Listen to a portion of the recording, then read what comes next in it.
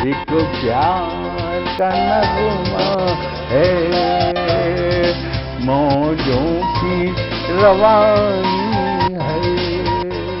आए ऋतुराज तो बिसार सब काज, कोई मीठी मीठी धुन गुनगुनाने लगी धरती। हंसा के जड़वत जीवन को चेतन चाटा बदल गया। आवाज है दादा की। सर, बिटिया रानी ड्राइवर के साथ भाग गई। भाग गई? जी, भाग गई। अरे कोई बात नहीं, उसे तो बचपन से भागने का शौक है। सतमोला खाओ, कुछ भी पचाओ।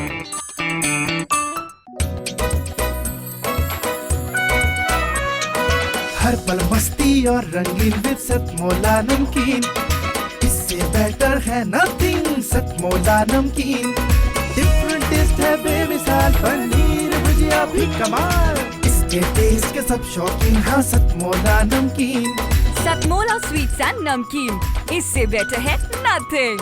हाँ सतमोला नमकीन। सीएम साहब, हमारे 30 विधायक अपोजिशन पार्टी में चले गए। अब आप सीएम नहीं रहे।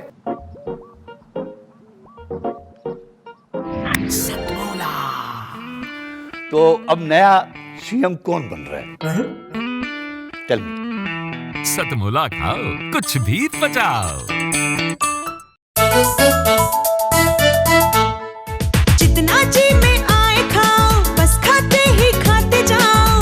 डरने की क्या बात है जब सतमोला साथ है। टेस्ट है इसका सबसे निराला, हर दिल पर जादू कर डाला। स्वाद स्वाद में जमकर खाया, सतमोला ने खूब बचाया। खाने से गलता है क्या? सतमोला। नमस्कार, सतमोला कवियों की चौपाल में आप सभी दर्शकों का हार्दिक स्वागत है। सतमोला कवियों की चौपाल का आज परमानंद का विषय है कि आज सतमोला कवियों की चौपाल 17 वर्ष पूर्ण कर 18वें वर्ष में प्रवेश कर रही है। सतमोला कवियों की चौपाल का ये विशेष हम 5 एपिसोड पूरे अगस्त में हम चलाएंगे। सतमोला कवियों की चौपाल का प्रारंभ 15 अगस्त 2004 को साधना टीवी पे प्रारंभ हुआ और आज तक निरंतर जारी है, आगे भविष्य में भी अनवरत चलता रहेगा। सतमोला कवियों की चौपाल में आज हमारा परम सौभाग्य है कि आज सतमोला कवियों की चौपाल में आज हमारे मध्य उपस्थित हैं देश की राजधानी दिल्ली में दिल्ली विधानसभा के माननीय अध्यक्ष रामनिवास गोयल जी। जोरदार ताली के साथ हम रामनिवास गोयल जी का स्वागत करते हैं।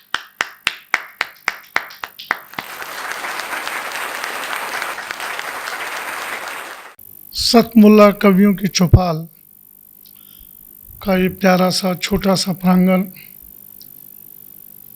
प्रवीण आर्या जी का निमंत्रण और अनिल जी मित्तल जो मेरे मित्र भी हैं, खाली वो व्यापारी नहीं, वो दानदाता भी है। हमारी यहाँ संस्था चलती है सूर्यनगर में, इनके घर के पास ही महाराजा अग्रसेन सेवा संस्थान डायग्नोस्टिक सेंटर है, चैरिटेबल, उसमें बहुत योगदान देते हैं। जब मुझे पता लगा चौपाल का स्थान भी यही है तो मुझे बड़ा अच्छा लगा। मैंने अनिल जी से, हालांकि कल भी मिले थे, हम 3-4 घंटे बैठे, आज इनसे मिलना हुआ दोबारा से। मैं प्रवीण जी को बहुत बहुत बधाई देता हूं कि एक अच्छा, जहां व्यक्ति बैठकर कुछ विचार करने लगता है और अलग अलग कवियों को सुनकर प्रेम रस भी, वीर रस भी, हास्य रस भी, सबका समावेश हुआ है। अपने आप को जैसे गाड़ी ओवरहॉलिंग के लिए ओवरहॉलिंग हो जाता है। बहुत बहुत शुभकामनाएं, बधाई। अब खूब अच्छा गुदगुदाया हमारे तरंग जी ने, अच्छा लगा। बहन जी ने प्रेम रस का बड़ा अच्छा, अब आपने वीर रस भी जोड़ा, प्रेम रस भी जोड़ा। अब मैं तो सोच रहा हूँ एक कविता ही सुना के बोलना तो क्या है।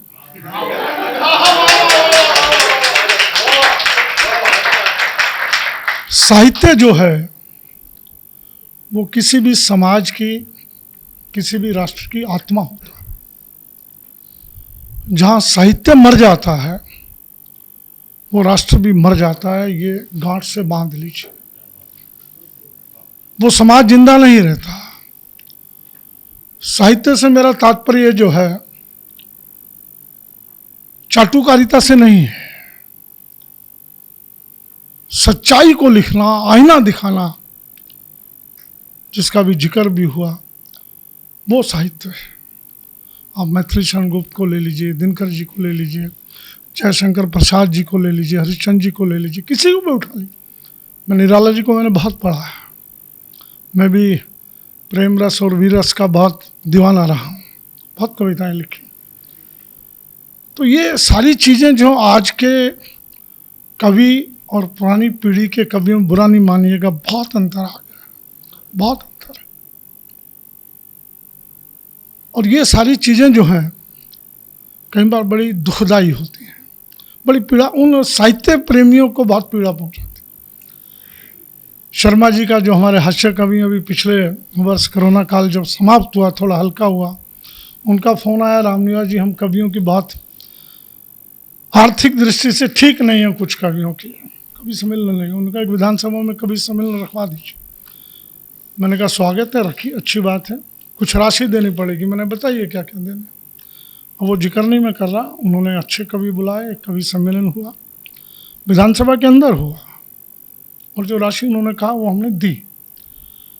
तो ये साहित्य को जीवित रखने का, कवियों को जीवित रखने का दायित्व भी सरकारों का और हम समाज प्रेमियों का है। मैं अनिल जी को बहुत बहुत बधाई देता हूँ, शुभकामनाएं देता हूँ। इसी के साथ एक कविता दोनों रूप में है, वही कविता प्रेम रस में भी है और वीर रस में। हास्य रस में मैं जरा सुनकर हंसता हूँ, लेकिन कभी लिखा नहीं मैंने। आपातकाल में बहुत कुछ लिखा, उसके बाद थोड़ा राजनीति में आ गए, लिखने का समय कम मिला। उसी में से कविता उधम सिंह काम्बोज जी को मैं बहुत मान से, प्रेम से देखता हूँ, और आज के प्रसंग में मुझे वो कविता उचित भी लगी। जो यहाँ से लंदन गए, अपनी डायरी में पिस्टल हमने पढ़ा होगा सबने, और वहाँ जाकर के मर्डर किया, डायर का मर्डर किया, एक बदला लिया पिस्टल से। मैं उनकी समाधि बनी, जिन्होंने पूर्व पश्चिम पिक्चर देखी होगी, उसमें मनोज कुमार बोलता है कि मैं पहले उनकी समाधि पर जाऊंगा। जिस दिन उनको फांसी होनी थी, उसकी सुबह बिल्कुल प्रातःकाल एक दृश्य मैंने रचना की और उस पर कुछ पंक्तियां लिखी। वो जेल की कोठरी में खिड़की से हवा का झोंका आया, वहाँ की हवा शीतल होती है, तो कुछ पंक्तियां लिखी, वो आपके सामने रख रहा हूँ। ओ पवन तुम आज जाना, अभी जाना मेरे भारत देश जाना। ओ पवन तुम आज जाना, अभी जाना मेरे भारत देश जाना। तू आज इतनी चंचल क्यों है, तू आज इतनी शीतल क्यों है, माना मैंने मेरे जख्मों पर चाहती हो मरहम लगाना। अगर इतनी हमदर्दी है मुझसे तो ओ पवन कुछ ऐसा करो, सांस बन मेरी सांसों में मिलो। मूरत बनी भारत माँ की हृदय में मेरे, तुम पहचान जाना ओ पवन तुम आज जाना, अभी जाना मेरे भारत देश जाना। इंग्लैंड की हवा है ना, उसको पहचान दे रहे हैं। सागर चरण धोता है उसके, हो नतमस्तक बढ़ जाना पुरी की ओर, अयोध्या भी जाना, मथुरा भी जाना, गंगा की शीतलता अपने संग लेती आना। हाँ, जलियांवाला बाग जाना न भूल जाना। कल्पना कर लें, हम लोग सब अयोध्या, मथुरा, माया, काशी ये सब कुछ करते हैं, हम अपना कितना अपने बच्चों को लेकर जलियांवाला बाग जानते हैं। राष्ट्र का सबसे बड़ा अगर मंदिर है, राष्ट्रवाद का सबसे बड़ा मंदिर जलियांवाला बाग है। अमृतसर चले जाएंगे लेकिन फिर भी जलियांवाला बाग नहीं जाएंगे। स्वर्ण मंदिर चले जाए लेकिन वहाँ नहीं जाते। ये बड़ा पीड़ादायक है, बहुत पीड़ादायक है। हाँ, जलियांवाला बाग जाना न भूल जाना, ओ पवन तुम आज जाना अभी जाना, मेरे भारत देश जाना। अंतिम पंक्तियाँ, बस कार्य इतना कर तुम लौट आना, बस कार्य इतना कर तुम लौट आना, फिर तुम्हारी चंचलता और शीतलता में महक मेरे देश की आई। कण कण तुम्हारा पवित्र होगा, सांस बन पुनः मेरी सांसों में मिल जाना। ऐ मेरी सांसों बस फिर तुम हमेशा के लिए रुक जाना, हमेशा के लिए रुक जाना। ओ पवन तुम आज जाना अभी जाना, मेरे भारत देश जाना। बहुत बहुत धन्यवाद प्रवीण जी, आप सबका अच्छा लगा। और मैं प्रार्थना कर रहा हूँ कि जब भी कभी इस ढंग की चौपाल हो, राजनीति से हटकर हमको बैठने का भी अवसर मिले। और मैं प्रार्थना करूँगा कभी विधानसभा में आइए। विधानसभा हमारी इस वक्त तो राजनीति का अखाड़ा कम है, देश प्रेमियों का अखाड़ा ज़्यादा बनी हुई है। आपको वहाँ लगेगा नहीं कि हम किसी विधानसभा में आए।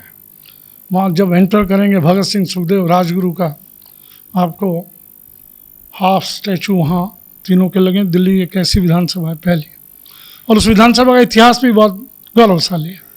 कभी आएंगे तब आपको। अभी हमने सुंदरलाल बहुगुणा जी का अखबारों में पढ़ा होगा, उनका एक बहुत बड़ा स्मारक बनाया है, अच्छा स्मारक बनाया है। क्रांतिकारी, ऐसे क्रांतिकारियों के चित्र वहाँ लगे हुए हैं जिनको हम भूल गए। और अंत में मैं, जिनके हम सब लोग दीवाने रहे हैं, मैं बहुत युवा होता था तब से, लगभग 13-14 साल की उम्र रही होगी। नीरज जी को सुनने का बड़ा शौक़ रहता था। आज उनका जन्मदिन भी है और उनके आज के पावन जन्मदिन पर मैं आप सबको शुभकामनाएं देता हूं, बधाई देता हूं। धन्यवाद। जय। उनके साथ ही दिल्ली के लोकप्रिय साहित्यिक, अभिरुचि के कवि श्री महेंद्र गोयल जी को मैं आमंत्रित करता हूं, कृपया आए और उनका हम हार्दिक स्वागत।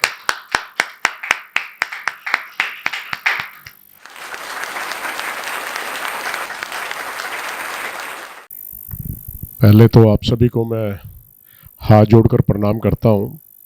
और सतमोला ग्रुप लगातार 17 सालों से ये कवियों की चौपाल का प्रोग्राम करवा रहा है, तो आप बहुत बहुत बधाई के पात्र हैं। अनिल मित्तल जी, तिलक चांद जी और बड़े भाई, नाम एकदम दिमाग से, आनंद जी, केमिकल का काम है, इनसे बहुत पुराना परिचय है। और महेंद्र अजनबी जी, और एक सूत्र में पिरोने वाले प्रवीण आर्य जी, और उपस्थित मेरी बहनें, भाई बंधु, सभी को मैं नमस्कार करता हूं। आकर बड़ा ही अच्छा लग रहा है कि कवियों की चौपाल का आप जो प्रोग्राम करते हैं और मुझे भी आज यहाँ पर आप लोगों ने आमंत्रित किया है, तो तहे दिल से शुक्रिया अदा करता हूँ। हमारे विधानसभा के अध्यक्ष रामनिवास गोयल जी भी इस प्रोग्राम में आए थे। वो मेरे प्रेरणा स्रोत हैं और विधानसभा में उनसे हम बहुत कुछ सीखते रहते हैं। उन्होंने आज अपना संरक्षण यहाँ पर दिया था, तो किसी कार्यवश वो गए हैं, तो उनको भी मैं पीछे से प्रणाम करता हूँ। आज प्रवीण भाई ने कई मंचों के ऊपर एक कविता मुझसे सुनी है। वो शब्द मेरे नहीं है, लेकिन कहीं पर जिंदगी के अंदर उदासी होती है या कहीं पर किसी को प्रेरणा देनी होती है, तो उन शब्दों को मैं अक्सर गुनगुना लेता हूं और आपके साथ भी आज मैं शेयर कर रहा हूं।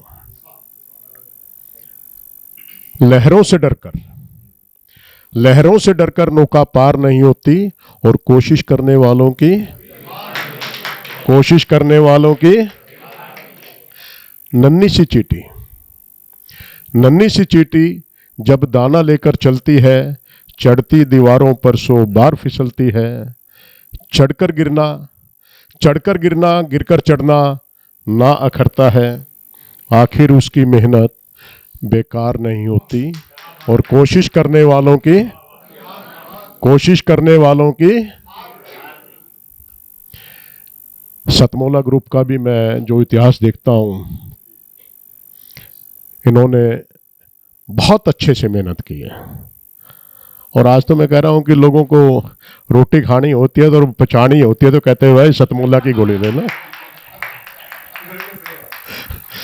ये अनिल जी सही है नहीं, आनंद जी ठीक कह रहा हूं ना?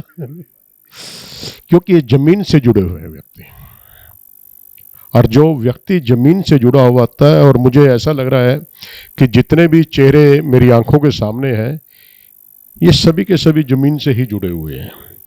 इसीलिए इतनी दूर आने का ये लोगों ने यहाँ पर प्रयास भी किया और आए भी। डुबकिया सिंधु में गोताखोर लगाता है और जा जाकर खाली हाथ लौट कर आता है। मिलते नहीं सहजी मोती गहरे पानी में, और बढ़ता दुगना उत्साह इसी हैरानी में। मुट्ठी उसकी खाली हर बार नहीं होती, और कोशिश करने वालों की कामयाबी एकदम ही कदम नहीं चूमती। संघर्ष करना पड़ता है, सत्य की राह पर चलना होता है, लोगों के बीच में अपना विश्वास देना होता है। जहां पर आपका विश्वास एक बार लोगों के दिमाग में बैठ गया तो फिर आप कोई भी काम कर लें। संघर्ष के रास्ते कठिन तो जरूर होते हैं, लेकिन जब उसकी रफ्तार पकड़ लेती है उसकी गाड़ी, तो मंजिल कितनी भी लंबी क्यों ना हो तो अपने आप आपके कदम आकर चूम लेती है, ऐसा मेरा विश्वास है। इसी के अंदर कुछ और लाइनें हैं जो आपके साथ में शेयर कर रहा हूं।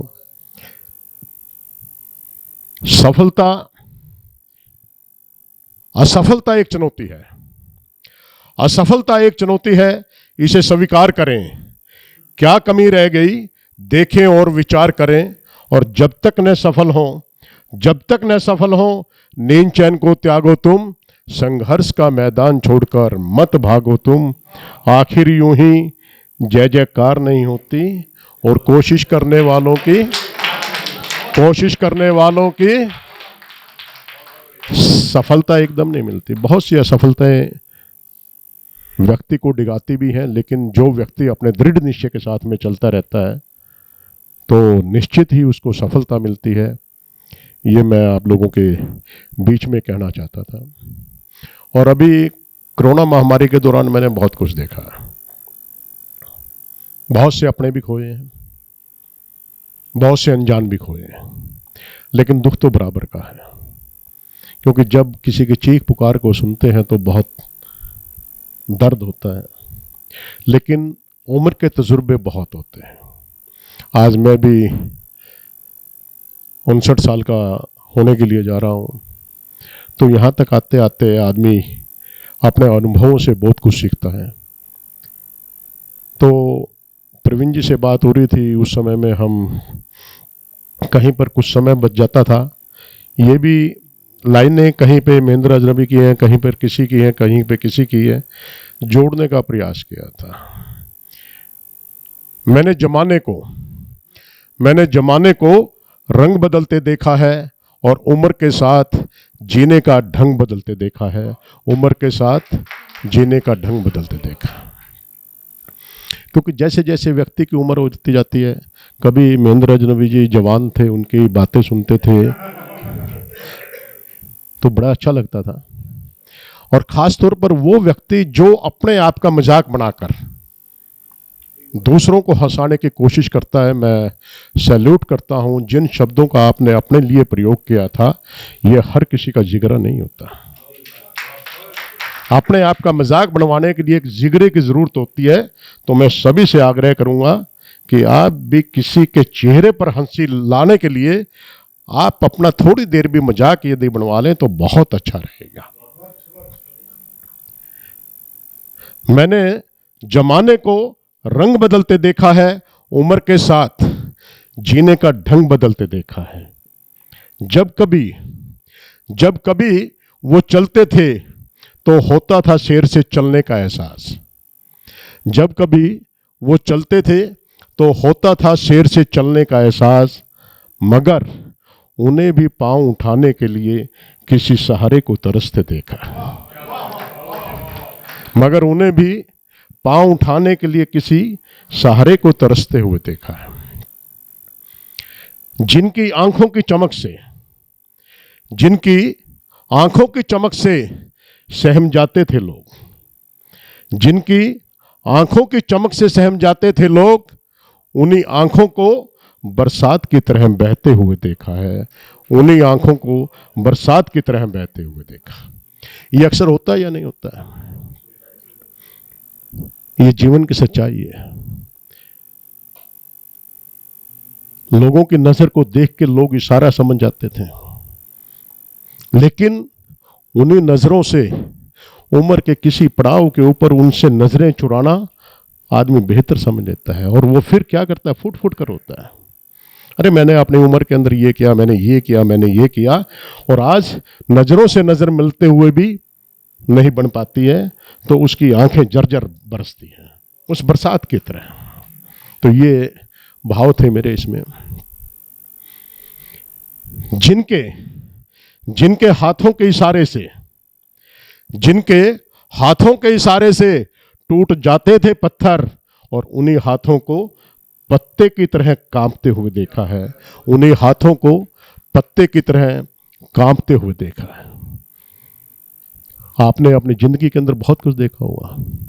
लोग सिर्फ हाथों से मामूली इशारा करते हैं, कहीं पर दंगा हो जाता है, फसाद हो जाता है।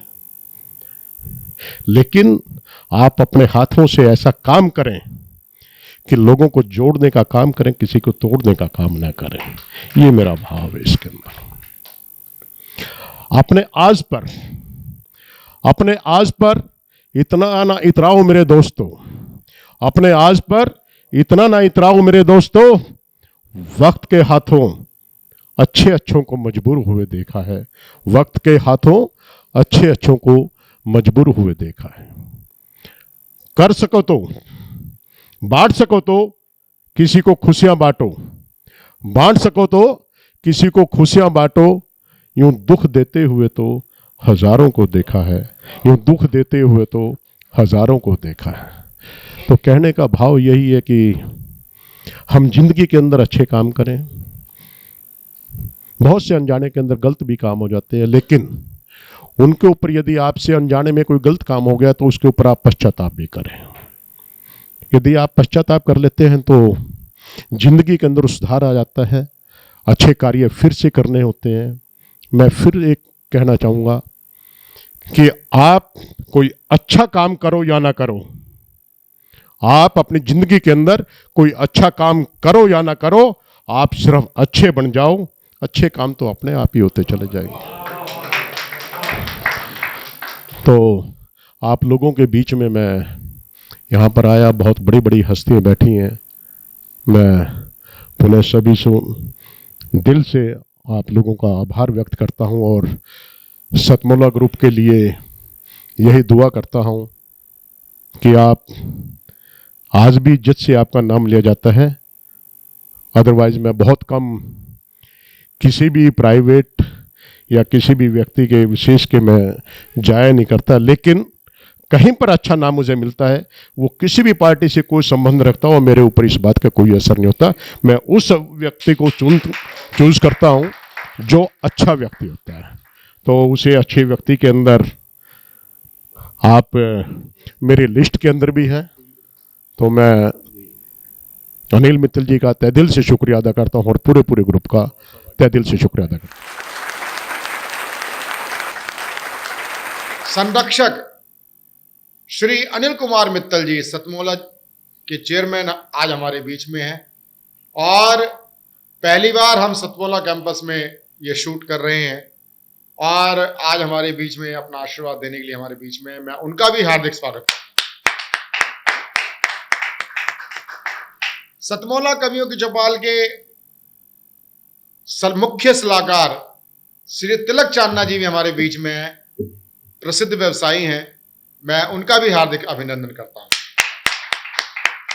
तो लीजिए, सतमोला कवियों की चौपाल में सबसे पहले मैं आमंत्रित करता हूं देश की नहीं अंतर्राष्ट्रीय स्तर पर जिनका एक नाम होता है, जिस मुकाम को उन्होंने छुआ है, उनका नाम होता है श्री महेंद्र अजनबी झा। जोरदार तालियों के साथ हम उनका स्वागत।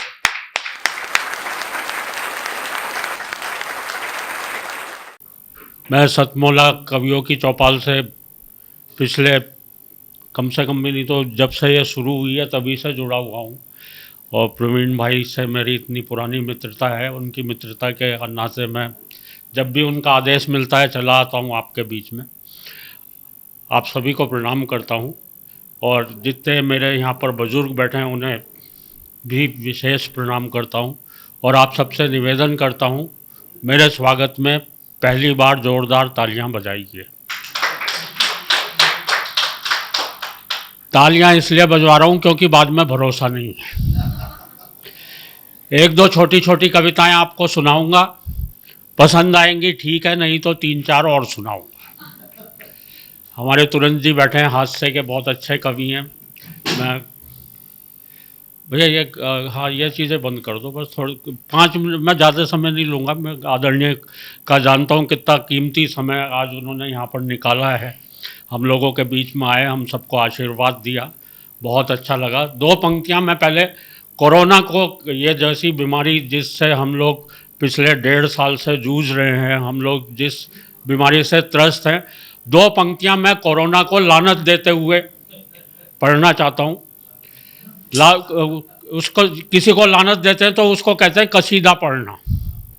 तो मैं कोरोना के नाम 2 पंक्तियों का एक कसीदा पढ़ता हूँ कि है कोरोना क्या कसीदा पढ़ूँ मैं तेरी शान में, है कोरोना क्या कसीदा पढ़ूँ मैं तेरी शान में, पूरा 1.25 साल गुजार दिया निक्कर और बनियान में। अब हमारी स्थिति जो हो गई है, और ये तो बहुत दुर्लभ दृश्य है कि इतने लोग आपस में मिलकर बैठ जाएं, बहुत ही अच्छा आपके बीच में आकर के लग रहा है। मैं जानता हूँ इतने लोग इकट्ठे होकर के बैठ जाएं तो ये आश्चर्य की बात होती है आज की तारीख। लेकिन फिर भी भाई प्रवीण ने ये पूरा संयोजन किया इस तरह से, आप लोग भी आए। मैं जानता हूँ आप सारे के सारे कवि हैं, इसलिए सीधे सीधे मैं आपको कविताएं ही सुनाऊंगा, वरना मंच की जादूगरी तो काफ़ी कुछ कर लेते हैं वो जहाँ करते हैं, और वैसे भी अब उसका अभ्यास भी नहीं रहा। पिछले 1.5 साल से जिस तरह से हम लोगों की स्थिति है हो गई है, तो हो सकता है मैं कुछ गड़बड़ भी कर सकता हूँ। पिछले दिनों मुझे एक बीमारी लगी। देखो कवियों को जो है लोग मन से सुने तो कवि का मन करता कि और अच्छी कविताएं सुनाता चला जाए। कहीं कहीं ऐसे श्रोता मिल जाते हैं जो मतलब सुन के ही नहीं देते। हाँ मिलते हैं, अब उन श्रोताओं का क्या कर लोगे। कहीं तो ऐसे उखाड़ने वाले श्रोता होते हैं, कवि अपनी कविता की एक लाइन पढ़ता है तो सुनने वाले इतने उस्ताद दूसरी लाइन अपनी तरफ से। बिल्कुल सच्चा किस्सा बता रहा हूँ। यहीं दिल्ली में मेरे पड़ोस में कवि सम्मेलन चल रहा था। एक नए कवि आए, आते ही उन्होंने कविता की एक लाइन पढ़ी, बोले मेरी मम्मी ने कुत्ते का एक पिल्ला पाला। तभी श्रोताओं में से खड़ा हुआ, बोले और उसे मंच पर छोड़ दिया। इस तरह मुझे तो ध्यान है, हमारे एक गीतकार गीत पढ़ने खड़े हुए, गीत पढ़ रहे थे, धरा बेच देंगे गगन बेच देंगे, धरा बेच देंगे गगन बेच देंगे। तभी श्रोताओं में से एक खड़ा हुआ, बोले भैया ये बता दे फिर कहाँ रहेंगे जब सारी चीज़ें बेच दोगे तो। और अभी तो मैं पिछले दिनों जेल में गया, आप लोग इसका गलत अर्थ ना निकालें। जेल में कवि सम्मेलन था, जेलर महोदय ने कवि सम्मेलन करवाया था और ये सोच के करवाया था कि शायद कैदियों की सज़ा में थोड़ी बहुत कमी रह गई है।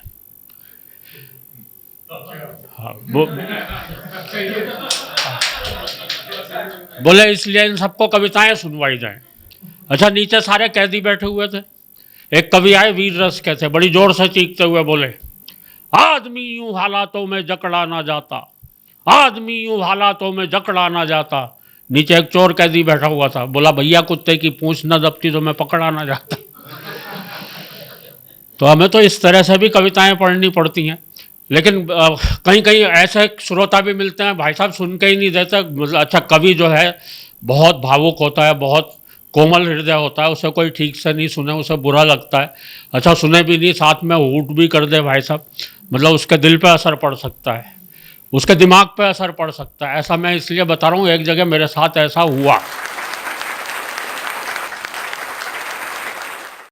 महेंद्र अजनबी अपनी विशेष प्रकार की कविताओं के लिए जाने जाते हैं, व्यंग के लिए जाने जाते हैं। आज हास्य के नाम पर चुटकुलेबाजी होती है, उस चुटकुलेबाजी से इतर एक विशेष रूप से जिनके पास विधा है, वह है शब्दों के कल्पना को लेकर के उसमें अपनी कविताओं को कल्पना से यथार्थ तक लाने वाले ऐसे महान कवि का मैं हार्दिक अभिनंदन करता हूं और उनको बड़े ही आदर और सत्कार भाव से उनको आमंत्रित करता हूं कि वे आए और अपना काव्य प्रस्तुति अपनी प्रस्तुत करें।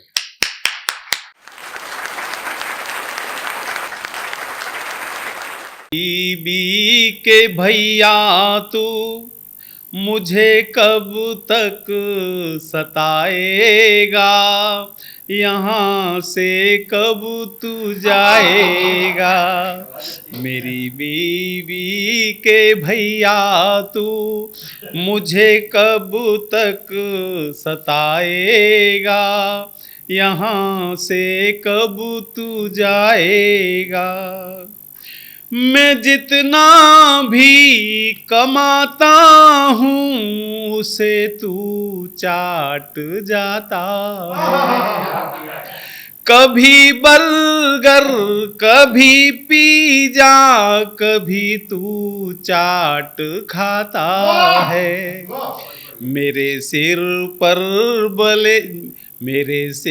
पर बचे बालों को कब तक चाट जाएगा, यहाँ से कब तू जाएगा।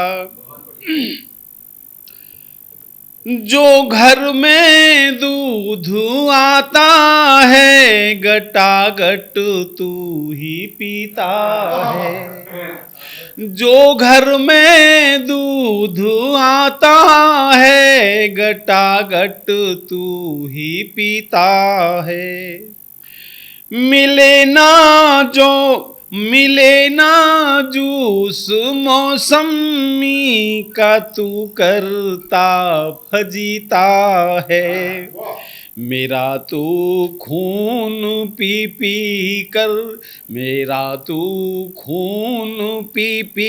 कर मुझे कब तक जलाएगा, यहाँ से कब तू जाएगा।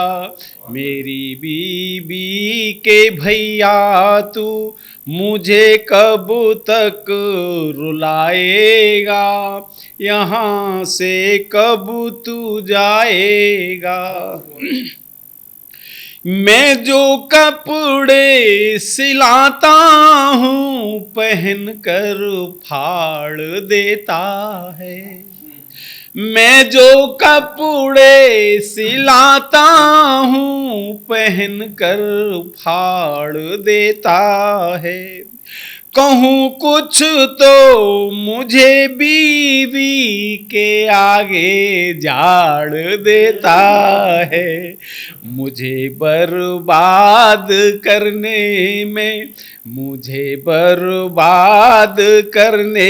में तू कितने दिन लगाएगा, यहाँ से कब तू जाएगा। मेरी बीबी के भैया तू मुझे कब तक रुलाएगा, यहाँ से कब तू जाएगा। मेरे सारे ही घर को खा गया खाते किए खाली। मेरे सारे ही घर को खा गया खाते किए खाली। कभी आते ससुर जी सास आती, कभी साली बता दे कौन से दिन तू, बता दे कौन से दिन तू मेरी अर्थी उठाएगा, यहाँ से कब तू जाएगा, मेरी बीवी के भैया तू मुझे कब तक रुलाएगा, यहाँ से कब तू जाएगा, मेरी बीवी के भैया। बहुत बढ़िया। तूने मेरा खून पिया है जितना, कौन पिएगा उतना, कौन पिएगा उतना, अपना ही दिल फाड़ फाड़ कर मैंने सिया है जितना, कौन सिएगा उतना, तूने मेरे घर का बर्तन साबुत एक न छोड़ा, तूने मेरे घर का बर्तन साबुत एक न छोड़ा, जिस थाली में खाया तूने हाय उसी को फोड़ा, तोड़ तोड़ का तोड़ फोड़ का गोरख धंधा, तोड़ फोड़ का गोरख धंधा तूने किया है जितना, कौन करेगा उतना। और आगे देखिए साहब, लूट लिए दिन सुख के मेरे, चैन गले की लूटी, लूट लिए दिन सुख के मेरे, चैन गले की लूटी, जब से मैंने तुझको पाया मेरी किस्मत फूटी, कर्जा लेकर मैंने अपना, कर्जा लेकर मैंने अपना जन्म जिया है जितना, कौन जिएगा उतना, कौन जिएगा उतना।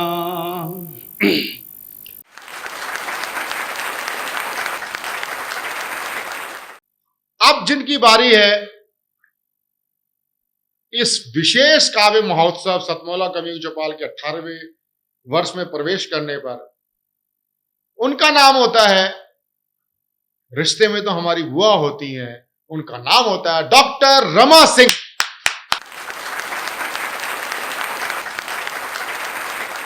उसके पहले पढ़ती हूँ, ये ना पूछो किधर गया पानी, ये ना पूछो किधर गया पानी, करके अपना सफ़र गया पानी, ये ना पूछो किधर गया पानी, करके अपना सफ़र गया पानी, ना तो भीतर दिखा न बाहर ही, ना तो भीतर दिखा न बाहर ही, ना तो भीतर दिखा न बाहर ही, सबकी आंखों का मर गया पानी, ना तो भीतर दिखा न बाहर ही, सबकी आंखों का मर गया पानी। एक गीत देती हूँ, देखिएगा।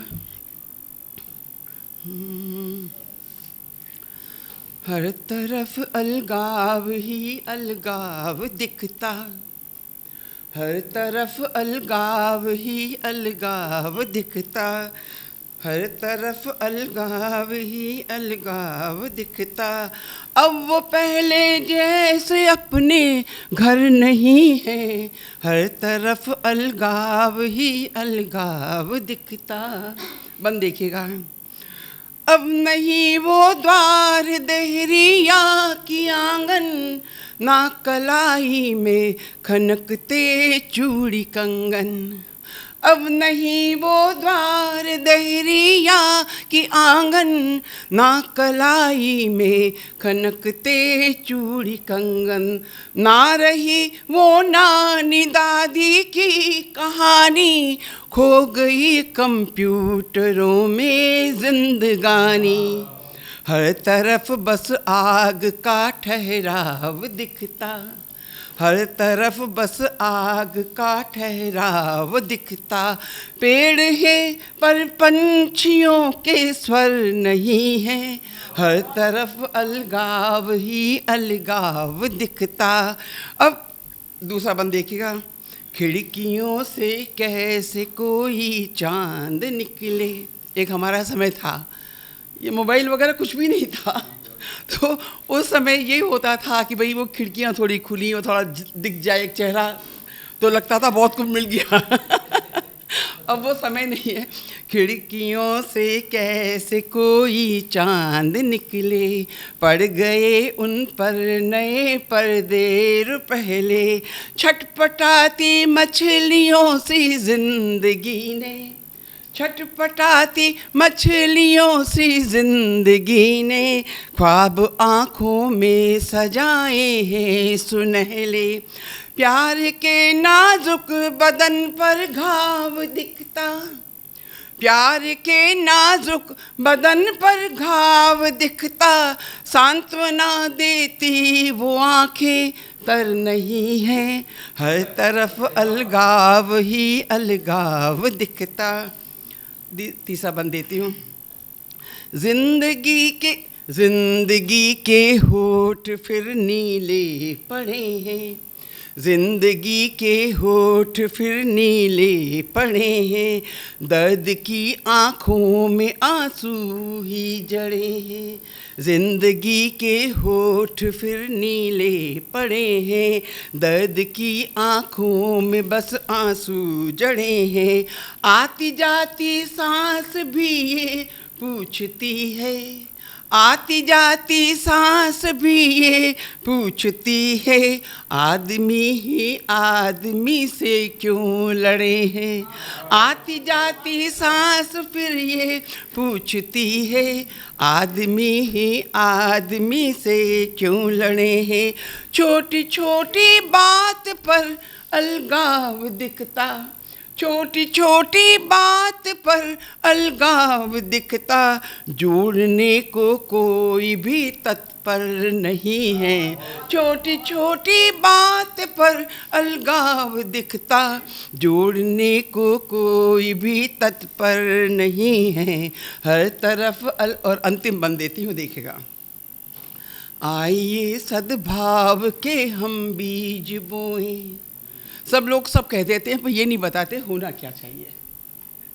आइए सद्भाव के हम बीज बोएं, द्वेष के हर रूप को मन से मिटा दें। आइए सद्भाव के हम बीज बोएं, द्वेष के हर रूप को मन से मिटाएं। हर हृदय के भाव को सम्मान देकर, हर हृदय के भाव को सम्मान देकर, इस जगत को मिलके और सुंदर बनाएं, इस जगत को मिलके हम सुंदर बनाएं। 4 दिन की जिंदगी है खूबसूरत, 4 दिन की जिंदगी है खूबसूरत। ए मनुज इस पल से कुछ सुंदर नहीं है, ए मनुज इस पल से कुछ सुंदर नहीं है। हर तरफ अलगाव ही अलगाव दिखता, हर तरफ अलगाव ही अलगाव दिखता। बहुत बहुत शुक्रिया। सतमोला कवियों की चौपाल में अभी आपने कविताओं का आनंद लिया। सतमोला कवियों की चौपाल आपको अभी तक आनंद के साथ साथ आपको सतमोला प्रोडक्ट्स, चाहे वो बोलते हैं ना कि भैया गोली दे रहा है, मैं आपको गोली दे रहा हूं कुछ देर के लिए चूसने के लिए। जब तक आपने जितना हंसी का खजाना खाया है, कविताओं को पचाया है। कविताओं को पचाने के लिए और कविताओं को आनंद लेने के लिए एक छोटा सा कमर्शियल ब्रेक लेते हैं। तब तक आप सतमोला गोलियों का, पनीर भुजिया का आनंद लीजिए सतमोला कवियों की चौपाल। जितना जी में आए खाओ, बस खाते ही खाते जाओ। डरने की क्या बात है जब सतमोला साथ है। टेस्ट है इसका सबसे निराला, हर दिल पर जादू कर डाला। स्वाद स्वाद में जमकर खाया, सतमोला ने खूब बचाया। खाने से डरता है क्या? सतमोला। सर, बिटिया रानी ड्राइवर के साथ भाग गई। भाग गई? जी, भाग गई। अरे कोई बात नहीं, उसे तो बचपन से भागने का शौक है। सतमोला खाओ, कुछ भी पचाओ।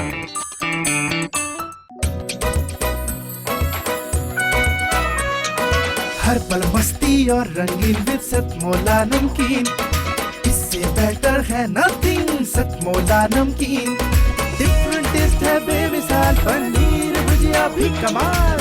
इसके टेस्ट के सब शौकीन, हाँ सतमोला नमकीन। सतमोला स्वीट्स एंड नमकीन, इससे बेटर है नथिंग। हाँ सतमोला नमकीन।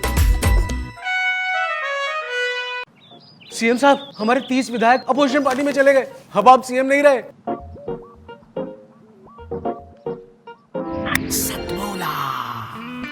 तो अब नया सीएम कौन बन रहा है? Tell me. सतमोला खाओ, कुछ भी पचाओ। अभी तक आपने आनंद लिया होगा सतमोला कवियों की चौपाल की गोलियों का, आपने उनके पनीर भुजिया का, और बहुत तरह तरह के इसमें उत्पाद हैं, उनका आपने आनंद लिया होगा। एक हमारे बीच में हमारे सतमोला कवियों की चौपाल में आज पहली बार हमारे काव्य मंच पे पधारी हैं। वह सामाजिक कार्यों में भी काफी सक्रिय रहती हैं। देश की एक सुरीली कवित्री जिनका नाम होता है आभा चौधरी। आभा चौधरी के बारे में केवल मैं इतना कहूंगा, जब आप उनकी कविता और गजल छोटी छोटी बहर की आप सुनेंगे, आप मंत्रमुग्ध हो जाएंगे। आभा चौधरी को मैंने कुछ मंचों पर सुना और मुझे लगा ये हीरा सतमोला कवियों की चौपाल में सजना चाहिए। ये हमारी सतमोला कवियों की चौपाल की एक नवरत्नों में शामिल होने वाली हैं। जहां जोरदार तालियों के साथ आभा चौधरी जी का।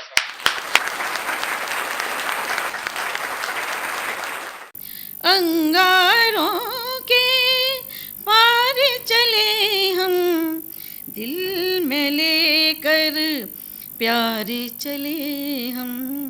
और शेर देखेंगे। खुद का साथी खुद को माना,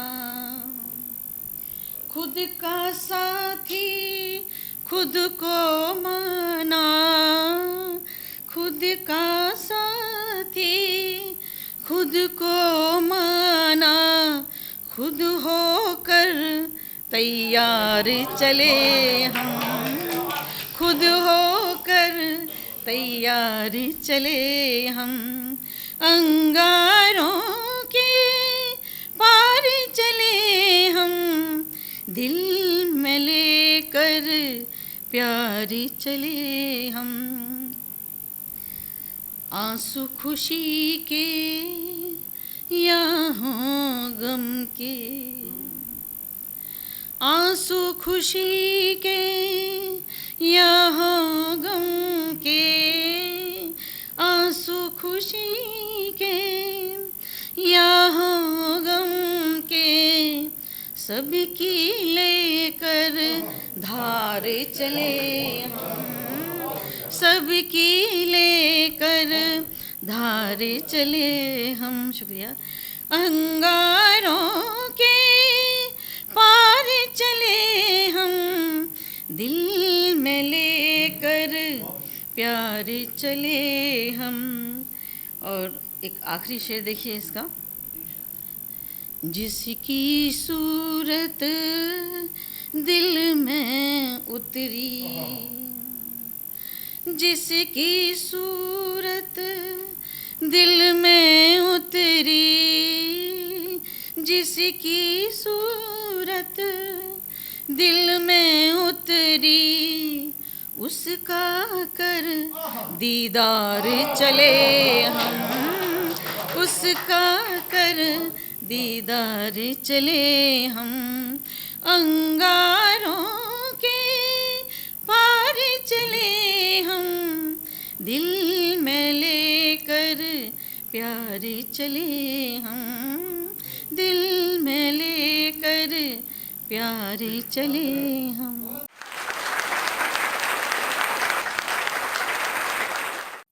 कई बार सहज हम अपने आसपास जब हम होते हैं तो हम अपने व्यक्ति को गुण स्वभाव पहचान नहीं पाते। वो कभी कभी ऐसा अनायास मौके मिल जाते हैं जब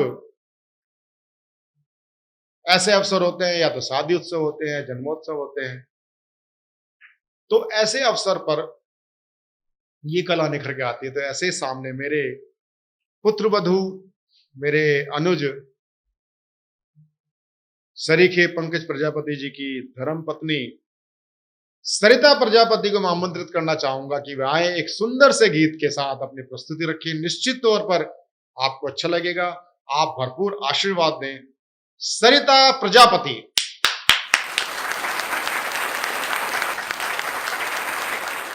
आजकल अपनी बात को समझाना बहुत मुश्किल हो गया है। हम चाहते हैं कि हम कुछ ना बोलें, कम शब्दों में हमारी बात समझ लाए, लेकिन आजकल वो दिल नहीं है जो हमारी बात को बिना कुछ बोले सुन ले। आजकल तो मुंह से बोल के समझाने पर भी बात समझ नहीं आती है। तुम्हें सोचा तो मैंने था, तुम्हें सोचा तो मैंने था, तुम समझ ही लेते। तुम्हें सोचा तो मैंने था, तुम समझ ही लेते। चुप तो मेरे दामन में, चुप तो मेरे दामन में बड़ी आवाज़ करता है, चुप तो मेरे दामन में बड़ी आवाज़ करता है। दिल आज भी मेरा बेहिसाब धड़कता है, दिल आज भी मेरा बेहिसाब धड़कता है। तुम ये शोर सुन ही लेते। तुम्हें सोचा तो मैंने था, तुम समझ ही लेते। चुप सी रह गई हूँ मैं, चुप सी रह गई हूँ मैं, कहीं पर खो गई हूँ मैं। चुप सी रह गई हूँ मैं, कहीं पर खो गई हूँ मैं। खामोशी से डरता बहुत है मन, खामोशी से डरता बहुत है मन। तुम आवाज़ दे देते। तुम्हें सोचा तो मैंने था, तुम समझ ही लेते। बड़ी शिद्दत से चाहा था, बड़ी शिद्दत से चाहा था, सांसों में बसाया था। बड़ी शिद्दत से चाहा था, सांसों में बसाया था। चुप क्यों रह गए थे तुम, चुप क्यों रह गए थे तुम, कुछ अल्फाज कह देते। तुम्हें सोचा तो मैंने था, कुछ समझ ही लेते। बड़ी नादानियाँ थी मुझ में, बड़ी नादानियाँ थी मुझ में, बड़ी खामियाँ भी थी मुझ में। बड़ी नादानियाँ थी मुझ में, बड़ी खामियाँ भी थी मुझ में। पर तुमको दिल में रखा था, पर तुमको दिल में रखा था, तुम दिल ही रख लेते। तुमको दिल में रखा था, तुम दिल ही रख लेते। तुम्हें सोचा तो मैंने था, तुम समझ ही लेते। तुम्हें सोचा तो मैंने था, तुम समझ ही लेते। अब मैं ऐसे नवपुष्प को आमंत्रित करना चाहता हूं जो हमारे बीच में मेरठ नगरी से आया है। मेरठ से हमारे बीच में पधारने वाले नवांकुर का नाम होता है आदेश शिखर। आदेश शिखर बहुत ही अच्छे मुक्तक गीत प्रस्तुत करने वाले कवि हैं।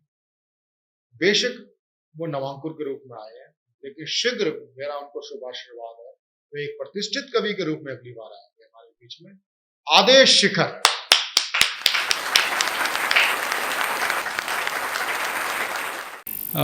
सतमोला कवियों की चौपाल में आए सभी विद्वान कविगण, संचालक महोदय और सभी श्रोताओं को मैं कुमार आदेश शिखर मेरठ से हार्दिक अभिनंदन करता हूं।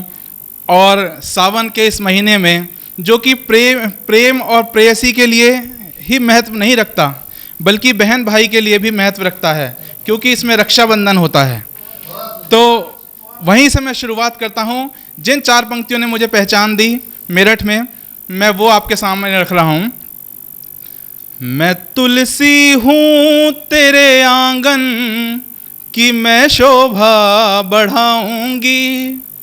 मैं तुलसी हूँ तेरे आंगन की, मैं शोभा बढ़ाऊंगी। कि चाहे धूप हो छाया मगर मैं मुस्कुराऊंगी।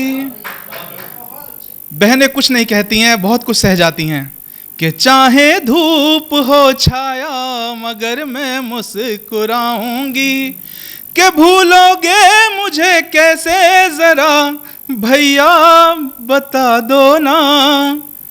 विदा तुम कर भी दोगे तो महक मैं छोड़ जाऊंगी। विदा तुम कर भी दोगे तो महक मैं छोड़ जाऊंगी। तो जैसा मैंने कहा कि बहुत बहुत धन्यवाद, बहुत बहुत धन्यवाद।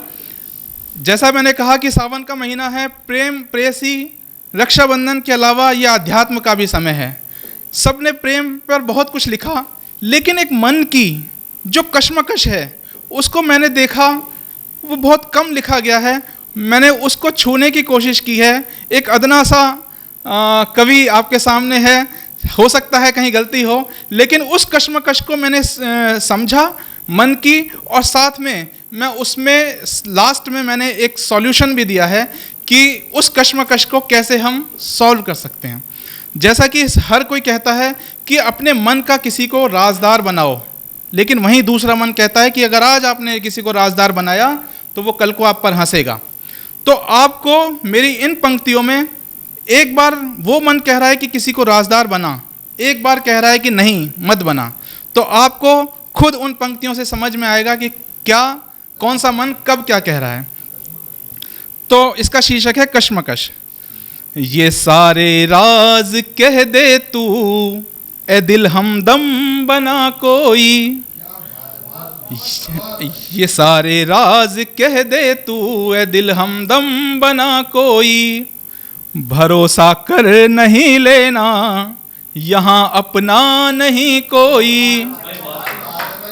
यही तो रीत है जग की, कोई तो अपना होता है। अब दूसरा मन क्या कहता है?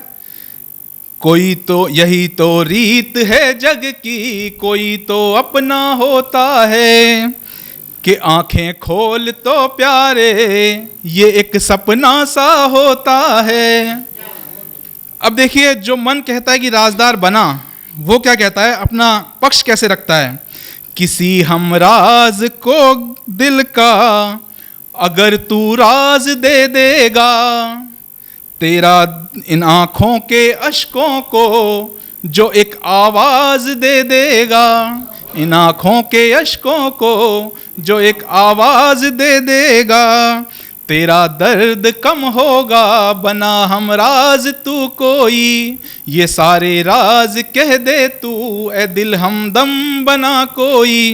अब दूसरा मन वो क्या कह रहा है, गैर को गम सुनाने से ये गम बढ़ता ही बढ़ता है।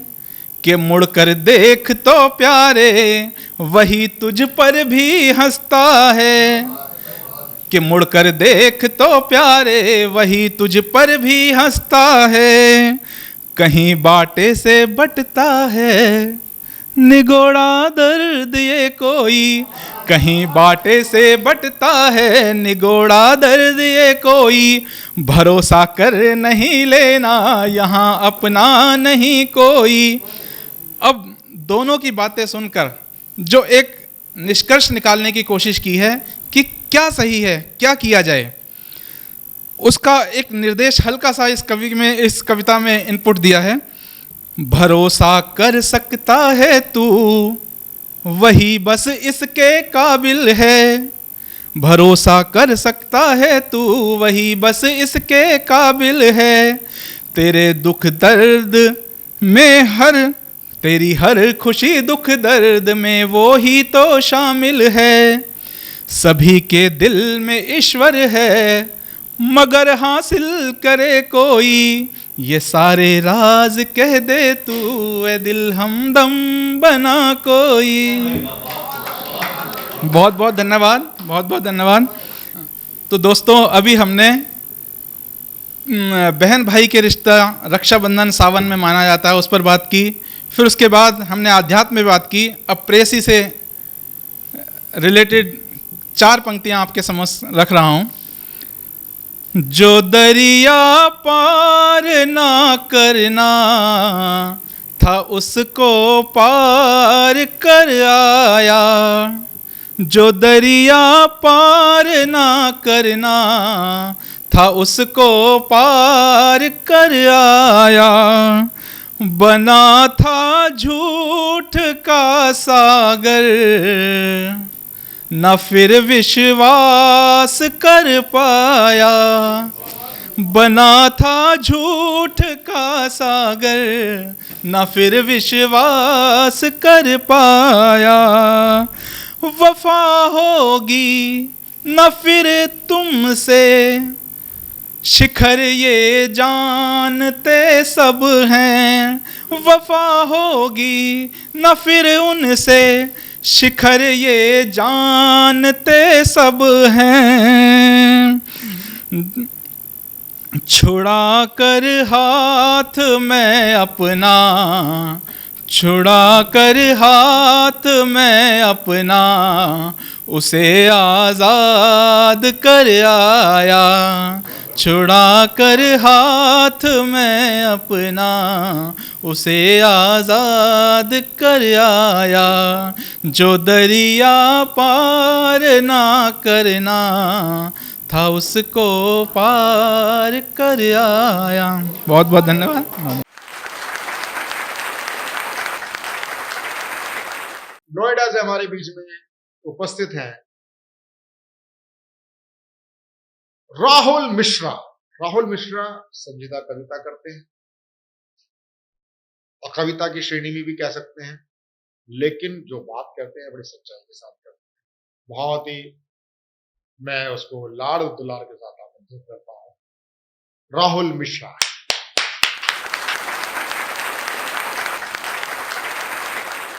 मेरा नाम राहुल मिश्रा, नोएडा से। सतमोला कवियों की चौपाल ने मेरे को मौका दिया है। मुझे बहुत खुशी है इस बात की कि मैं यहाँ इतने बड़े बड़े कवियों के बीच और बड़े बड़े लोगों के बीच अपनी कुछ पंक्तियाँ और अपने विचार रखने का मौका जो मिला है। तो शुरू करते हैं कि अर्ज़ किया है, उलझन में है ज़िंदगी संवारने में लगा हूँ, बिखरे हैं कुछ रिश्ते संवारने में लगा हूँ।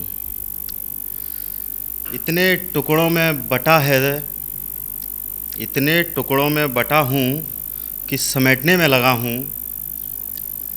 एक छोटा सा टुकड़ा बचा के रखा है अपने दिल का, जो आपके लिए हाजिर कर रहा हूँ।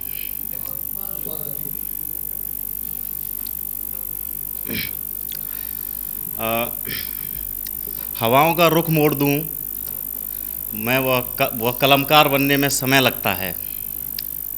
ज़िंदगी शतरंज की बिसात है, चाल चलने में थोड़ा वक्त लगता है। कुछ पंक्तियाँ लिखी हैं जिसका शीर्षक है जब हम दिल्ली आए थे। वैसे लिखकर कितना बयां करूं मैं खुद अपनी दास्तां, जो दिल ने सहा है वो दिल ही जानता है। तो कविता से जोड़ता हूँ। कविता है, पंक्तियाँ हैं, शीर्षक है जब हम दिल्ली आए थे। अधबसे शहर में जब हम अपने ख्वाब लेकर आए थे। ये सच है बिल्कुल। जब आया था मैं यहाँ पे, उसी पे आधारित ये कविता लिखी है। अधबसे शहर में जब हम अपने ख्वाब लेकर आए थे, मासूम सा चेहरा और हाथों में किताब लेकर आए थे। फटे पुराने कपड़ों में हम किसी को ना भाए थे, मन में थोड़ा डर था, थोड़ा घबराए थे। उम्मीदों की गठरी लेकर जब हम दिल्ली आए थे।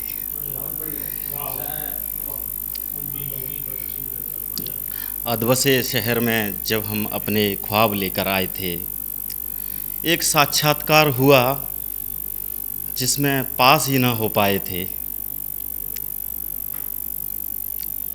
सब कुछ छोड़कर चल दिए जो भी साथ लेकर आए थे। गलती हमारी थी, गलत सामान लेकर आए थे, हाथ में किताब लेकर आए थे।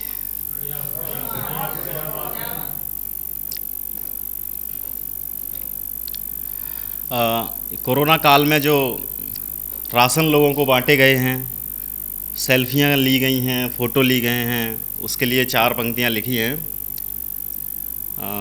खुददार मेरे शहर का फांके से मर गया, राशन तो मिल रहा था मगर फ़ोटो से डर गया। खाना थमा रहे थे लोग सेल्फियां ले लेकर, मरना था जिसको भूख से वो गैरत से मर गया।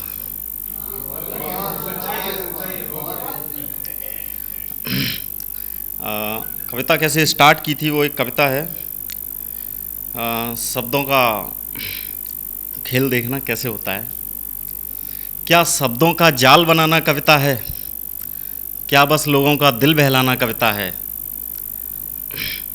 क्या बतरस के मीठे घोल पिलाना कविता है? या शब्दों से नंगापन दिखलाना कविता है? जब तक हमको यह बात समझना आएगी, क्या कोई अच्छी कविता बन पाएगी? कविता लिखना तब तक बच्चों का खेल नहीं जब तक कविता और जुबां का मेल नहीं। जब सबको यह बात समझ में आएगी, तब जाकर कोई कविता बन पाएगी।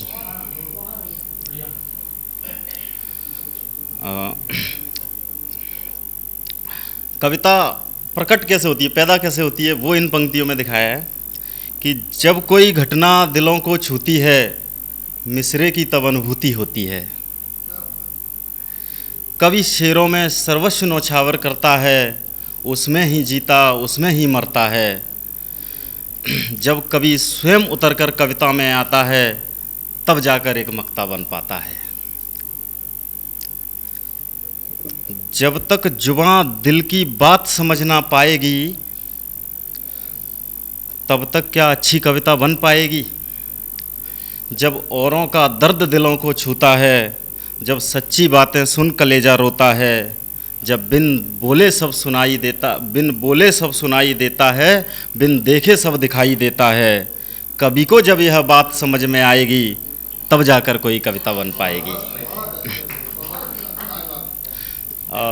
कविता में शब्दों की जो ताकत है वो क्या होनी चाहिए, वो सुनिए।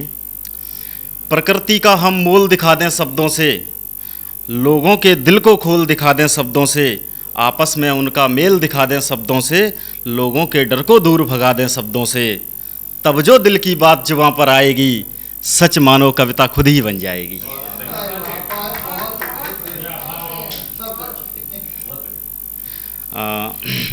एक और पंक्तियां हैं, मेरे ही ऊपर हैं लगभग। मैं रुका हूँ, गिरा हूँ, जमी पर पड़ा हूँ, मगर जिंदा हूँ अभी। मैं रुका हूँ, गिरा हूँ, जमी पर पड़ा हूँ, मगर जिंदा हूँ अभी। मुश्किलें ज़रूर हैं, मगर ठहरा नहीं हूँ अभी। बेशक हार हुई है, पर हारा नहीं हूँ अभी। मैं फिर उठूँगा, फिर बढ़ूँगा, फलक तक चढ़ूँगा। मन की अंधेरी गुफाओं में मैं रणक्षेत्र फिर सजाऊँगा। मेरे बढ़ते हुए कदमों को रोक ना पाएंगी ये मुसीबत की जंजीरें। मंजिलों से ज़रा कह दो कि अभी बदला नहीं हूँ मैं। सूरज की तरह उगना ढलना आदत है मेरी, टूट के पल में बिखर जाऊँ वो तारा नहीं हूँ मैं। बेशक हार हुई है, पर हारा नहीं हूँ मैं।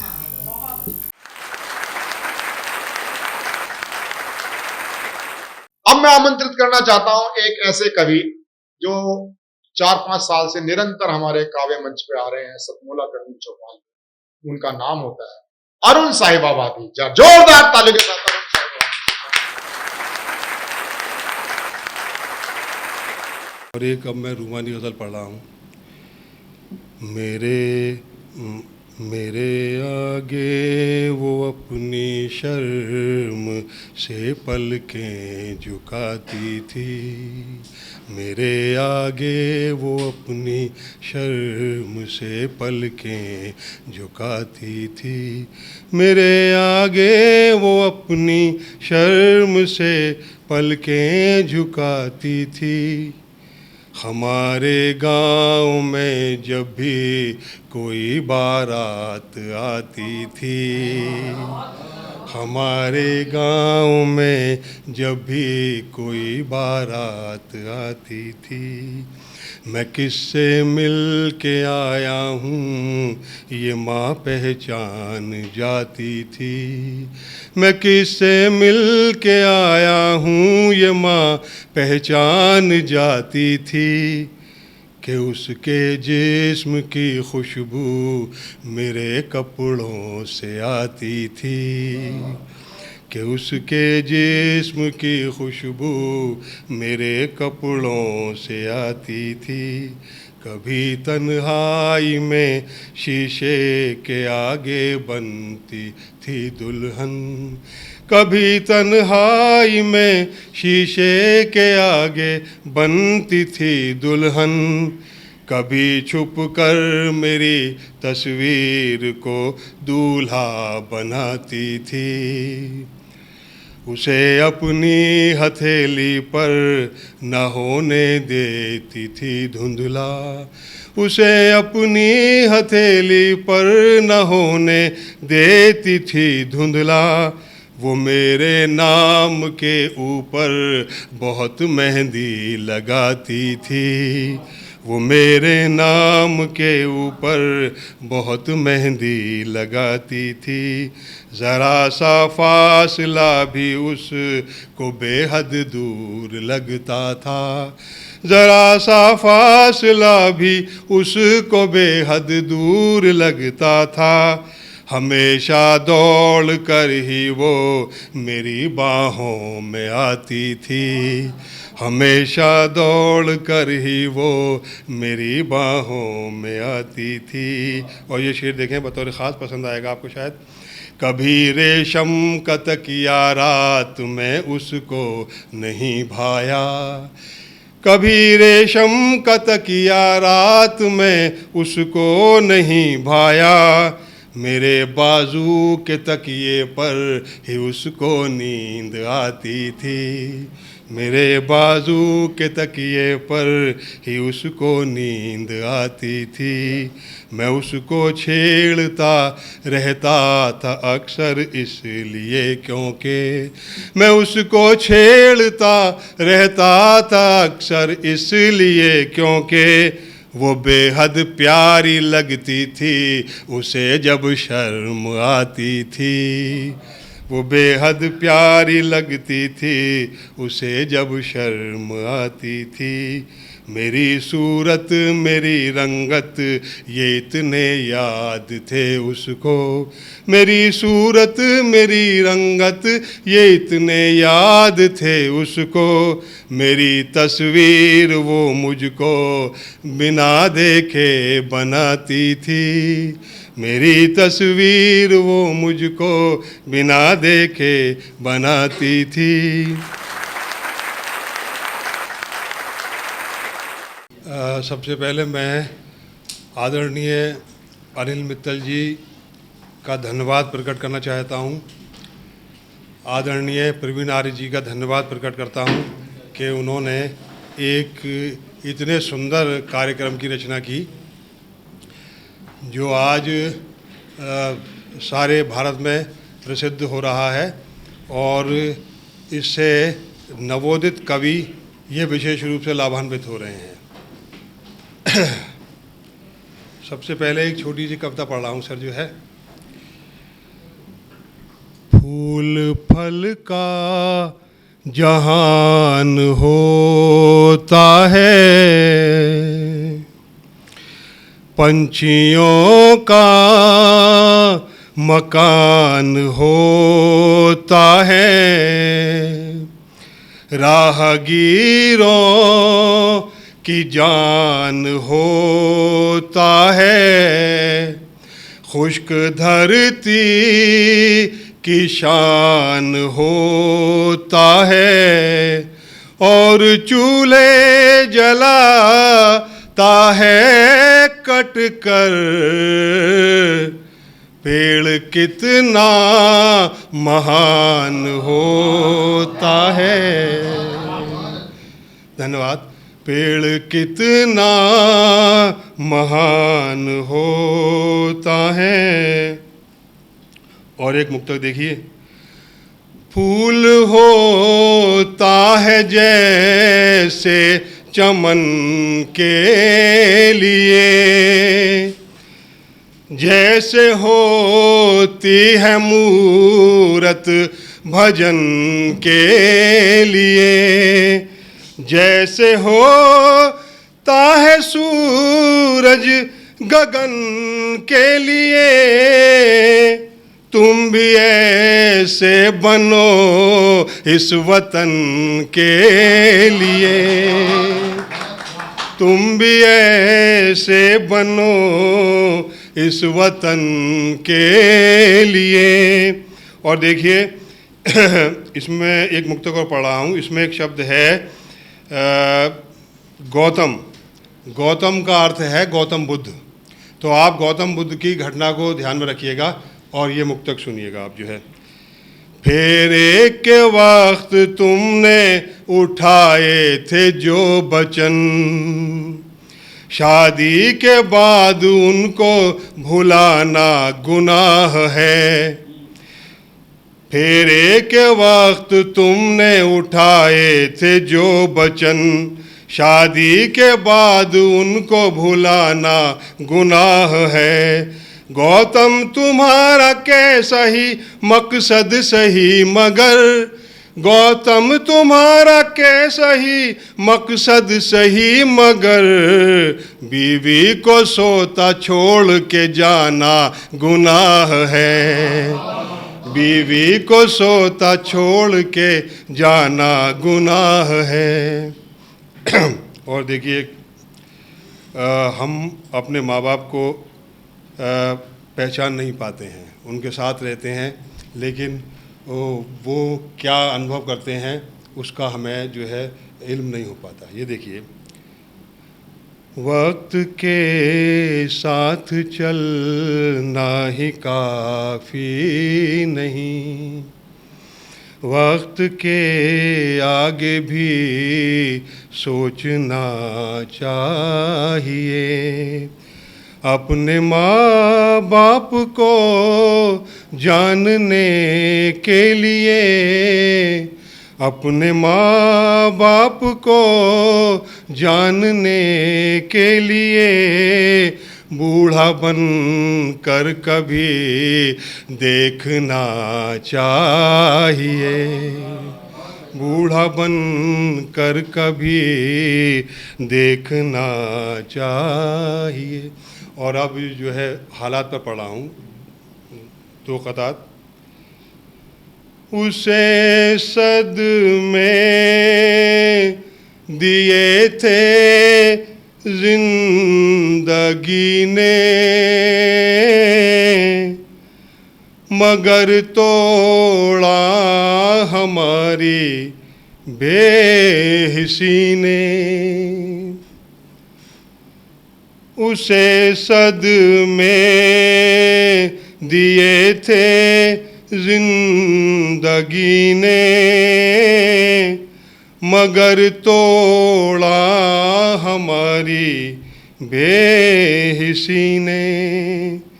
सुनो सिक्कों की झनकारें हटाकर,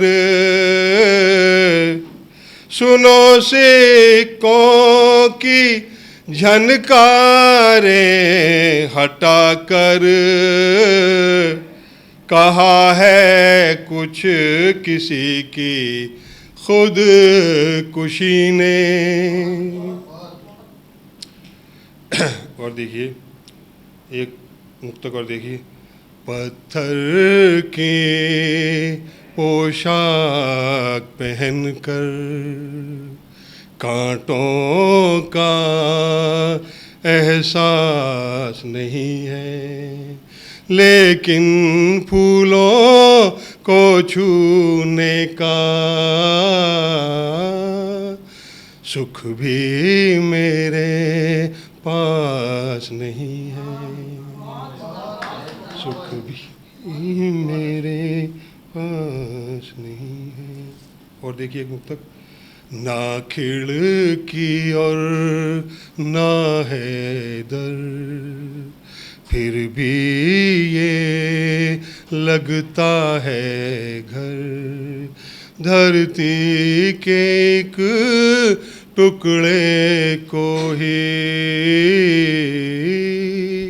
मैंने देखा मुड़ मुड़ कर। सतमोला कवियों की चौपाल आपका अपना चलाया हुआ एक अभियान है। सतमोला कवियों की चौपाल इसलिए प्रारंभ हुआ था कि जो मंचों पे कवि सम्मेलनों में कविता प्रदर्शित हो चुकी थी, कविता एक भद्दे चुटकुलों का नाम हो चुकी थी, आने वाली पीढ़ी भद्दे चुटकुले अश्लील प्रस्तुति को ही कविता ना समझ बैठे, कविता ना जान पाए।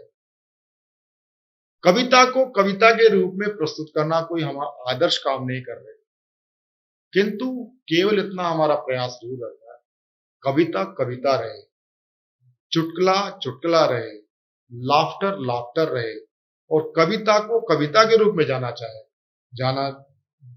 चाहिए। ये हमारा अभियान है। आप सतमोला कवियों की चौपाल में आप हमारे साथ सहयोग करें, आए। यदि आप नामांकुर हैं, आपको कुछ समझते कि मैं लिख सकता हूं या लिख रहा हूं, निसंकोच आप हमसे संपर्क करें, हम आपको अपने कार्यक्रम में स्थान देंगे। हमारे केवल नामांकुर नहीं है, दर्शकों में से भी अगर किसी को गलती से कविता के कीड़े ने काट लिया तो वो भी यहां पर आके प्रस्तुति दे सकता है। उसका हमने एक अलग स्लॉट होता है, सबसे आखिर में।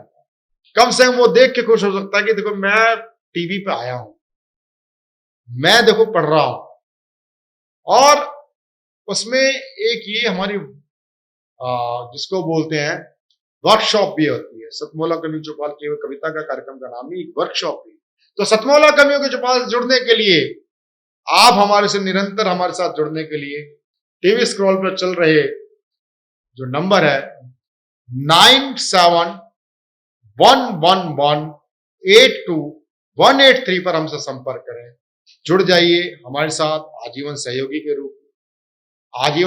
रूप में हमारे साथ कार्यक्रम से जुड़े। और सतमोला कवियों की चौपाल में निरंतर हर 6 माह के बाद काव्य पाठ करने के लिए आप पात्रता आपके पास प्राप्त हो जाती है। तो देर ना कीजिए, सतमोला कवियों की चौपाल में आप हमें फोन कीजिए, व्हाट्सएप कीजिए 9711182183। तो मिलते हैं अगले रविवार सतमोला कवियों की चौपाल में नए और ज्येष्ठ कवियों के साथ। धन्यवाद। नमस्कार, मैं अनिल मित्तल, चेयरमैन सतमोला ग्रुप, सभी आए हुए आमंत्रित कवियों का और सतमोला कवियों के चौपाल के सभी दर्शकों का बहुत बहुत स्वागत करता हूं। आज बहुत सौभाग्य की बात है कि हमारे बीच में सतमोला कवियों की चौपाल में श्री रामनिवास गोयल जी, दिल्ली विधानसभा के अध्यक्ष, और श्री महेंद्र गोयल जी, विधायक जी, आज हमारे साथ उपस्थित हैं। ये हमारे लिए बहुत ही गर्व का विषय है। दोस्तों, आज मुझे विश्वास नहीं होता कि 18 साल पहले जब परवीन आर्य जी मेरे पास आए कि इस तरह से कोई कवियों का सम्मेलन का प्रोग्राम करना चाहते हैं, तो उस समय मुझे ये विश्वास नहीं था कि ये प्रोग्राम इतना सक्सेस होगा और ये 18 साल पूरे करेगा अपने। और मैं उनकी बात से बिल्कुल सहमत था कि ये जो कवि है हमारे भी जो हैं हमारे, ये एक हमारी धरोहर है हमारे समाज की। आज जो कल्चर हमारा दिन पे दिन बदलता जा रहा है, अगर हमने कवियों को वो प्रोत्साहन, वो इज्जत नहीं दी तो धीरे धीरे छवि हमारी, ये सभ्यता हमारी ख़त्म हो जाएगी। लोग जानेंगे भी नहीं कि भाई वो क्या कवि सम्मेलन क्या होता है, कवि क्या होते हैं। तो मेरा मानना है कि हम लोगों को उनको पूरा मौका मिलना चाहिए, पूरी इज्जत मिलनी चाहिए। उसी उद्देश्य के अंदर सतमोला हमेशा अग्रसर रहा है। सतमोला कवियों की चौपाल को आज 18 साल हो गए हैं और हर साल दशहरे पे हम लोग बालाजी रामलीला कमेटी में एक बहुत बड़ा कवि सम्मेलन करते हैं सतमोला कवियों की चौपाल का, और उसमें जाने माने कवि आते हैं और मुझे लगता है दिल्ली का शायद सबसे अच्छा कवि सम्मेलन में वो अपना जगह बनाता जा रहा है। और ये बड़े गर्व का विषय है कि इस सतमोला कवियों की चौपाल में करीब 15,000 से ज़्यादा कवि अपना योगदान दे चुके हैं। और मैं आने के लिए जो नए कवि हैं उन सबको भी इस स्टेज पे आमंत्रित करता हूँ कि वो आएँ और अपनी योग्यता को प्रकट करें। धन्यवाद। आज इस कवियों के चौपाल में हमारे बीच उपस्थित रहे परम आदरणीय रामनिवास गोयल जी, अध्यक्ष विधानसभा दिल्ली प्रदेश। ऐसा लगता है कि दिल्ली प्रदेश के अति लोकप्रिय विधायक श्री महेंद्र गोयल जी, सब आज यहाँ कवि उपस्थित हैं, मुझको छोड़कर शायद। और कवि राजनीति पर कविता कहते हैं, बहुत कविताएं कहते हैं, अच्छी कटाक्ष करने वाली। पर आज राजनीति को पहली बार कविता करते मैंने इस मंच पर देखा है। रामनिवास जी की कविता हमने सुनी, फिर महेंद्र भाई जी का क्या कहना है कि मेहनत करने वालों की हार नहीं होती, यही शब्द है।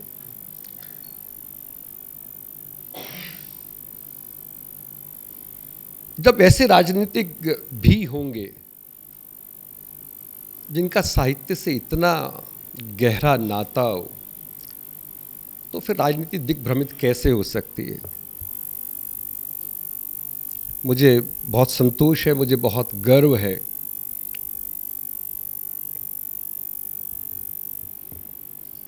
कि साहित्य और राजनीति का जब तालमेल हो जाएगा तो देश में जो घालमेल है वो स्वयं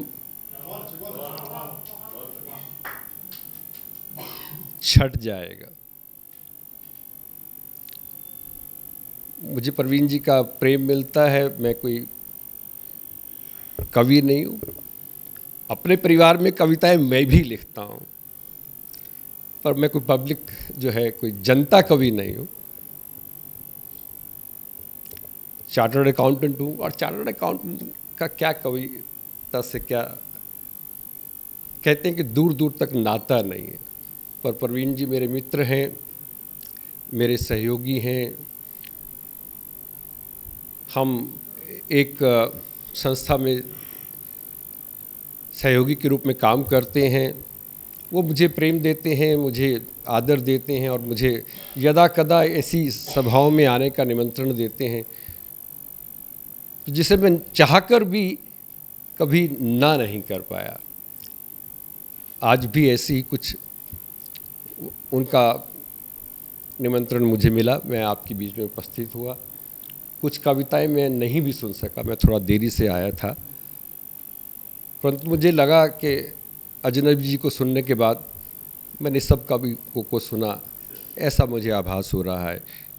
इन्हीं शब्दों के साथ मैं आपके सभी प्रतिनिधि के रूप में हमारे जो आज की सभा के मुख्य अतिथि थे श्री रामनिवास गोयल जी का और श्री महेंद्र गोयल जी का, जो शायद जिस कॉन्स्टिट्यूंसी में मैं रहता हूँ मेरे ही विधायक है, ऐसा है। मैं रोहिणी में रहता हूँ।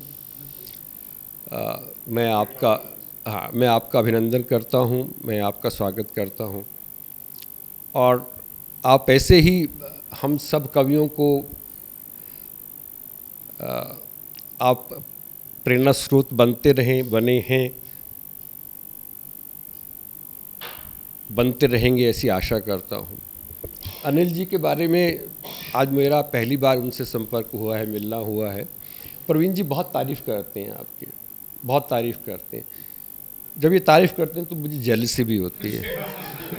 सच कहूँ तो मैं इनसे कभी कभी कहता था कि आप मुझसे मिलवाते क्यों नहीं हैं, तो कहते थे भाई साहब आपको कभी मिलवाऊँगा। तो आज आपसे मुझे मिलने का सौभाग्य मिला। आप जो संरक्षक के नाते से जो इस मंच को जो आप देते हैं, आपको ईश्वर उससे कई गुना और करके वापस लौटाए और आप उसका भी कई गुना करके इस साहित्य को वापस लौटाएं। इन्हीं शब्दों के साथ मैं आप सब कवियों का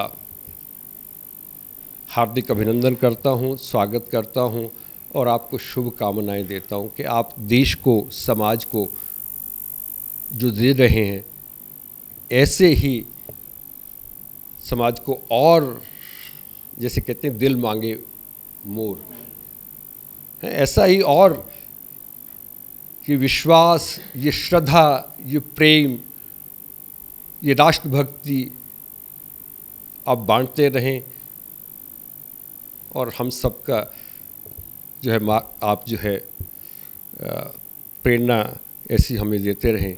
इन्हीं शब्दों के साथ मैं अपना वाणी को विराम देता हूँ। बहुत धन्यवाद आप सभी का। अखिल भारतीय साहित्य परिषद द्वारा संचालित सतमोला कवियों की चौपाल नामक ये जो कार्यक्रम है, ये अपने आप में इसलिए महत्वपूर्ण है कि केवल ये कार्यक्रम ही नहीं है, बल्कि यहाँ पर नवांकुर, नए नए कवि, नए नए कवयित्रियाँ इस मंच पर आकर के अपनी कविताओं को प्रस्तुत करती हैं, जो सारे संसार के अंदर जाता है। तो ये बहुत बड़ा मंच है, एक प्रकार से कार्यशाला जैसी है ये। तो इसलिए आप सभी लोग इस कार्यक्रम से जुड़ें, नए नए बच्चे यहाँ पर आएँ, बहुत अच्छा लगेगा। हमारा आशीर्वाद इस पूरी संस्था के लिए है, सतमोला कवियों की चौपाल के लिए है, और आप सभी के प्रति हमारा मन बहुत स्नेह है, बहुत प्यार है। आप सब आएँ इस प्रकार से यहाँ पर अपनी कविताओं को इस मन से सुना करके उपकृत हों और उपकृत करें भी हम सभी।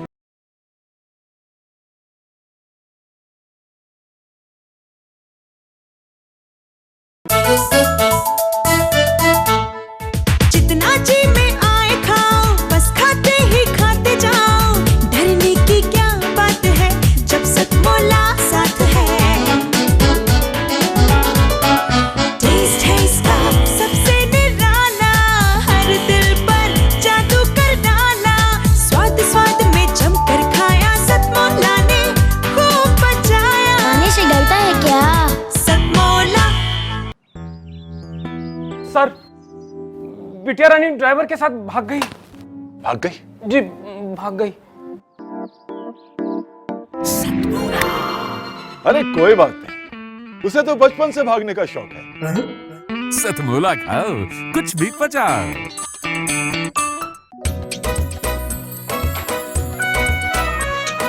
हर पल मस्ती और रंगीन विद सतमोला नमकीन, इससे बेटर है नथिंग। सतमोला नमकीन डिफरेंट टेस्ट है बेमिसाल, पनीर भुजिया भी कमाल। इसके टेस्ट के सब शौकीन, हाँ सतमोला नमकीन। सतमोला स्वीट्स एंड नमकीन, इससे बेटर है नथिंग। हाँ सतमोला नमकीन। सीएम साहब, हमारे 30 विधायक अपोजिशन पार्टी में चले गए। अब आप सीएम नहीं रहे।